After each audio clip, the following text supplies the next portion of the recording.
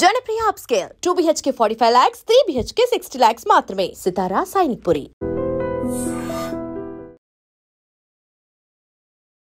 నమస్తే, welcome to iDream talking point with కవిత.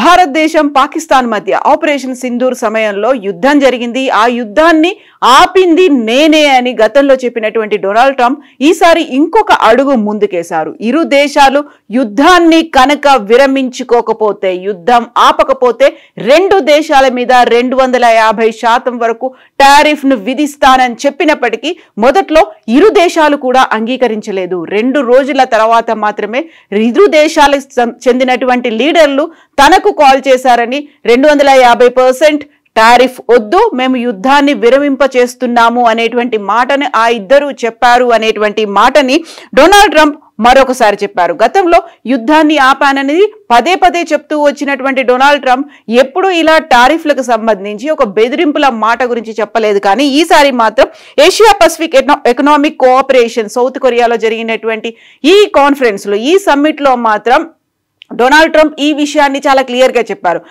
7 యుద్ధ విమానాలు కుప్పకూలిపోయాయి. ఇరు దేశాలు కూడా యుద్ధం జరపడానికే ముందుకెళ్లడానికి సంసిద్ధంగా ఉన్నారు. యుద్ధం చేస్తామనే పట్టుబట్టి ఉన్నారు. బట్ ఇరు దేశాల మధ్య అణ్వస్త్రాలు ఉన్నాయి కాబట్టి ఆ యుద్ధం ఎట్టి పరిస్థితుల్లోనూ వద్దని నేను చెప్పాను.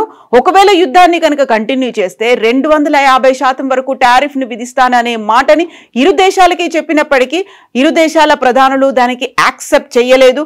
2 రోజుల తర్వాత పరిస్థితి అర్థమైనట్టుంది. అప్పుడు కాల్స్ చేసి చెప్పారు, మేము యుద్ధాన్ని విరమించుకుంటున్నాము, మా మీద 250% టారిఫ్ వెయ్యొద్దు అనే మాట చెప్పారు. అందువల్లే యుద్ధం ఆగింది అనే మాటని మరొకసారి డొనాల్డ్ ట్రంప్ చెప్పారు.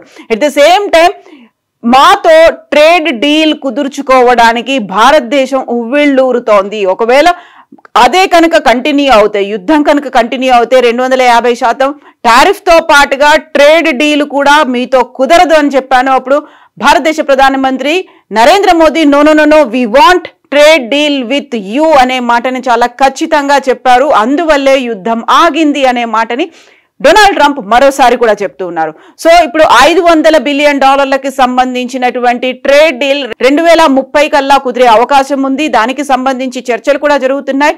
అమెరికా అన్ని దేశాలతో ట్రేడ్ డీల్ కుదుర్చుకోవాలని చూస్తోంది. అందులో కూడా భారతదేశంతో ట్రేడ్ డీల్ కుదుర్చుకోవడం చాలా ఇష్టం, తమకి బాగా నచ్చేటువంటి వ్యక్తి అంటూనే డొనాల్డ్ ట్రంప్ ప్రధానమంత్రి నరేంద్ర మోదీని పొగిడారు. He's a killer, tough as hell, he's a father. ఇలాంటి ప్రైజెస్ అన్నీ కూడా నరేంద్ర మోదీ గురించి డొనాల్డ్ ట్రంప్ చేసినటువంటి వ్యాఖ్యలు. సో ఆయన టఫ్ గై అన్నారు, నైసెస్ట్ కూల్ గై అన్నారు. ఆ తర్వాత హీఈస్ ఎ కిల్లర్ అనే మాట, హీఈస్ ఎ ఫాదర్ అనేటువంటి మాట, ఇవన్నీ కూడా చెప్పింది డొనాల్డ్ ట్రంప్ నరేంద్ర మోదీ గురించి. గతంలో కూడా డొనాల్డ్ ట్రంప్ నరేంద్ర మోదీకి సంబంధించి ఒక మాట అన్నాడు, నేనైతే ఆయన పొలిటికల్ కెరీర్ ని డిస్ట్రాయ్ చేయదలుచుకోలేదు అనే ఒక మాట చెప్పాడు. గతంలో మోదీ తనకి మంచి మిత్రుడుగా కూడా అభివర్ణించారు. బట్ ఇప్పుడు మాత్రం ఆపరేషన్ సింధూర్ కు సంబంధించి మరొకసారి ఇంకొక భావంలో చెబుతూ వచ్చారు. ట్రేడ్ డీల్ కుదుర్చుకోకపోవడంతో పాటుగా టారిఫ్లను పెంచడానికి ఇరు దేశాలు భయపడ్డాయి అనేటువంటి మాటని. బట్ పాకిస్తాన్ కి సంబంధించి గతంలో 19% ఉన్నటువంటి టారిఫ్లని తగ్గించారు. అది ఇప్పుడు 15% అయ్యాయి. ఆ తర్వాత భారతదేశంలో 25% టారిఫ్ ని కాస్త 50% పెంచారు. అందులోనూ ఇప్పుడు ప్రధానంగా మనం ఉక్రెయిన్ కి సంబంధించి రష్యా నుంచి ఆయిల్ కొనుక్కోవడం వల్ల రష్యా ఉక్రెయిన్ వార్ అనేది కంటిన్యూ అవడానికి కూడా భారతదేశం ఇండైరెక్ట్ గా సహకరిస్తోంది అనే మాటతోనే మన మీద టారిఫ్లు పెంచామని చెప్తున్నప్పటికీ కూడా 2030 కల్లా $500 బిలియన్ ట్రేడ్ డీల్ ఒప్పందాన్ని కనుక భారతదేశంతో అమెరికా కుదుర్చుకుంటే ఇప్పటికీ ఉన్నటువంటి 50% టారిఫ్ ని 15% తగ్గించే అవకాశాలు ఉన్నాయి అనే మాట కూడా డొనాల్డ్ ట్రంప్ చెప్తూ వస్తున్నారు. ఒక రకంగా అయితే ట్రేడ్ డీల్ బూచి చూపించడంతో పాటుగా 250% టారిఫ్లు పెంచడం అనేటువంటి భయపెట్టడం, బెదిరించడంతోనే యుద్ధం ఆగిపోయింది, లేకుంటే అది చాలా దూరం వెళ్లేది అనేటువంటి మాటని ఆయన మరొకసారి చెప్పారు. At the same time trade deal కి సంబంధించి భారతదేశానికి చెందినటువంటి విదేశీ వ్యవహారాల మంత్రిత్వ శాఖ విదేశాంగ మంత్రి కూడా జయశంకర్ కూడా రెగ్యులర్ గా టచ్ లో ఉన్నారు. మార్కస్ రూబియోతో అమెరికాకి చెందినటువంటి లీడర్ మార్కస్ రూబియోతో కూడా టచ్ లో ఉన్నారు. సో ఇక్కడ ట్రేడ్ డీల్ లో కూడా ప్రధానంగా ముందు నుంచి భారతదేశం చెప్తూ వచ్చినట్టుగా అటు డైరీ ప్రొడక్ట్స్ కావచ్చు, ఇటు అగ్రికల్చర్ ప్రొడక్ట్స్, ఈ రెండిటి మీద మాత్రం భారతదేశం పట్టుబట్టి ఉంది. వీటి మీద కాకుండా మిగతా దేని మీద అయినా టారిఫ్లు కావచ్చు, లేకుంటే సడలింపులు అనేది కావాలని. సో ఇప్పుడు డైరీ ప్రొడక్ట్స్ ని ఖచ్చితంగా అక్కడ నుంచి మేము దిగుమతి చేసుకునే ప్రసక్తే లేదు.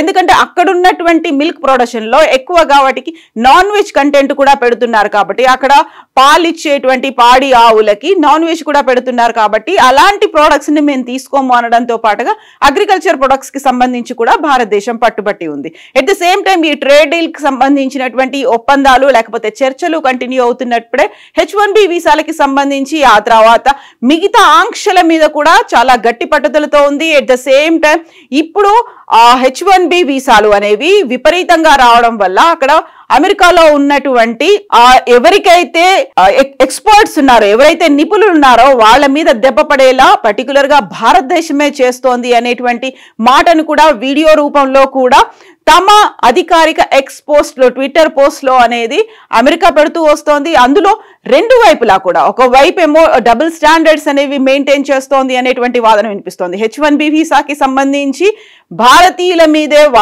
వాళ్ళు రావడం వల్లే మా ఉద్యోగ అవకాశాలు పోయాయి అనేటువంటి మాటని అమెరికన్స్ ఎక్స్ప్రెస్ చేస్తున్నట్టుగా ఒక వీడియో రూపంలో కూడా అమెరికా తన అధికారిక ట్విట్టర్ పేజీలో పెట్టుకుంది. ఎట్ ద సేమ్ టైం భారతదేశానికి సంబంధించి ట్రేడ్ డీల్ కుదుర్చుకోవడంలో కూడా సో ఇక్కడే ద్వంద్వ ప్రమాణాలు, డబుల్ స్టాండర్డ్స్ అనేవి అమెరికా మెయింటైన్ చేస్తోంది అనడంతో పాటుగా మనకైతే 25% నుంచి 50% పెంచారు. బట్ అదే సమయంలో పాకిస్తాన్కి సంబంధించి టారిఫ్లని ఎందుకు తగ్గించారు? ముందు నుంచి కూడా పాకిస్తాన్ అంటే ఒక ఇష్టము లేకపోతే ఒక ప్రేమ ఉంది, దాంతో సంబంధాలు అనేవి కంటిన్యూ అవుతున్నాయి.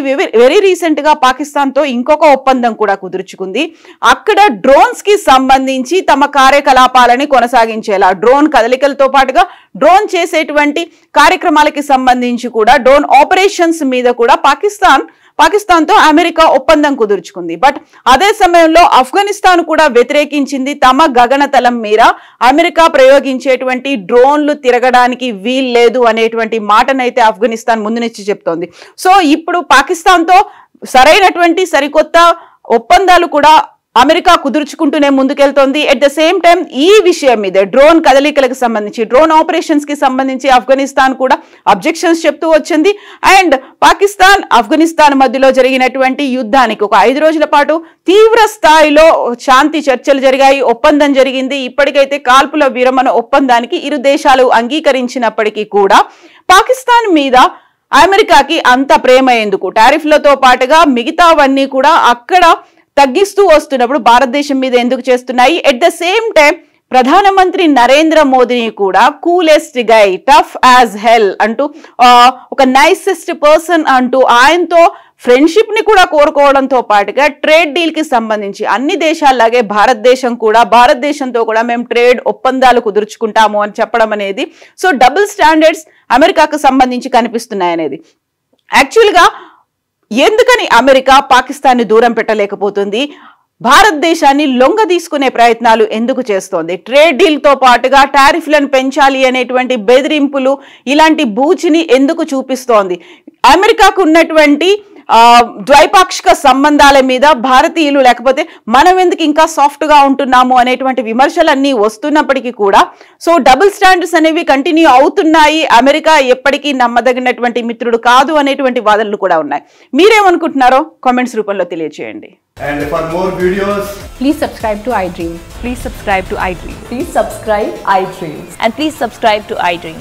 For more videos, subscribe to iDream. please like, share and subscribe to the channel. Congratulations, iDream. Subscribe to iDream. Subscribe to iDream.